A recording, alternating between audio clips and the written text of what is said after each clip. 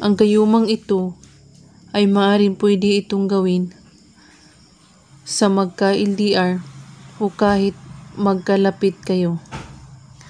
Ang kailangan ay buo ang inyong paniniwala sa inyong gagawin at magko-concentrate at walang ibang iniisip kundi ang inyong gagawan ng ritual.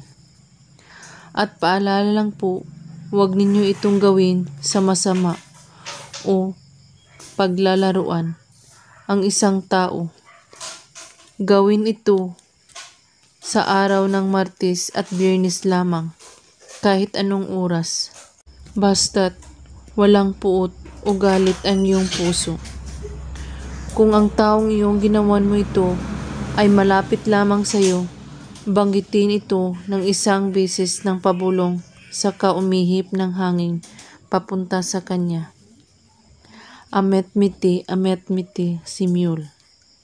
Banggitin ang kanyang pangalan ng 3 beses. At kung kayo ay magka-LDR na naman, banggitin ang mga salitang ito ng 10 beses.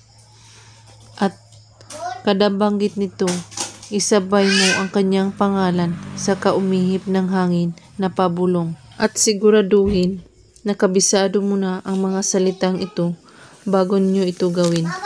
Gawin lang ito na may taos-pusong paniniwala at walang ibang iniisip at pagdududa. At kung may katanungan po kayo ay magko-comment lang po sa baba.